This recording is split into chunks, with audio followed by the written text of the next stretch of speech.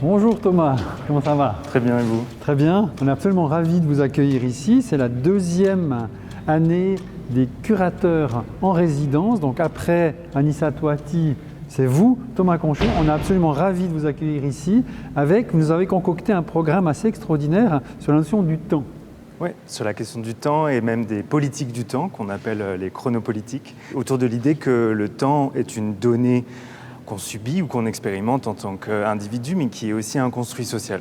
Donc là, on est un peu, évidemment, dans une construction temporelle dans cette exposition de Wim Delvoye, où toute l'exposition est construite un peu sur une certaine notion temporelle, mais alors là, elle est bien précise, vu que c'est un peu le temps des horlogers, c'est le temps des horloges.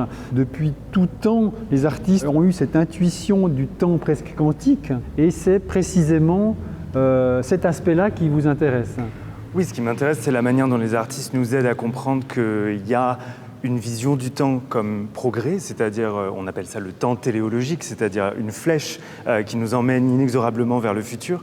Mais ce que les artistes nous aident à sentir, c'est que le temps parfois a des accros, parfois fait des boucles, et qu'il y a des phénomènes de ressac temporelle et qu'on expérimente nous-mêmes. Notre perception du temps est constamment changeante. Il y a des instants qui passent en une seconde et parfois on tombe dans une sorte de langueur et le temps semble se dilater. Je crois que les artistes nous permettent de sentir et de connaître ça, tout comme les scientifiques le font. Oui. Et donc le titre de toute cette programmation qui va se décliner sur une année, It's About Time, et c'est en référence, j'imagine, au film extraordinaire où on a cet enfant qui se met dans une armoire, serre les poings et remonte le temps. Oui, absolument. Et aussi pour le plaisir de ce jeu de mots en anglais qui explique It's About Time, il est temps, il est l'heure, mais aussi ça parle de temps. Et donc quelque chose qui a une forme de simplicité désarmante sur un sujet qui est loin d'être simple et qui est même penser au temps, c'est toujours une expérience vertigineuse.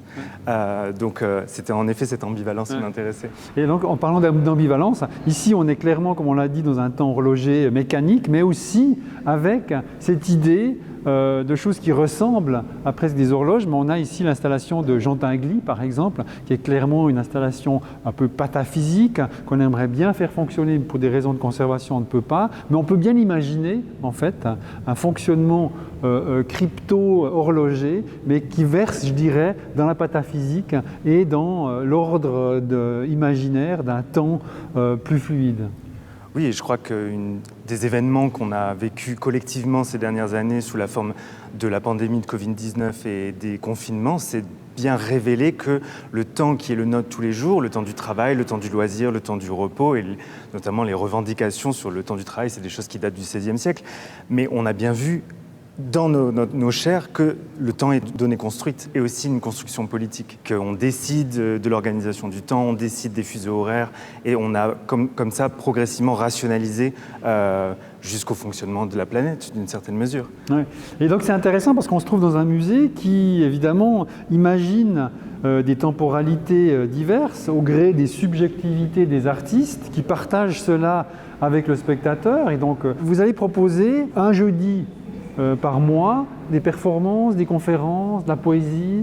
Des performances, des événements, des lectures avec cette volonté d'aller toucher comme ça d'autres disciplines comme la danse, comme la poésie en effet, comme la recherche théorique aussi avec l'organisation d'un colloque et de faire partager au public une forme de temps suspendu aussi, une petite capsule d'expérience à l'intérieur d'un musée qui lui aussi réfléchit au passage du temps nécessairement puisque c'est ses missions. Très bien, on est dans un temps d'attente parce que ça va commencer au mois de septembre, mais comme le temps d'attente est un temps expérimental de la temporalité, ça compte aussi, j'imagine, par rapport à ce que l'on va découvrir. Tout à fait, tout à fait.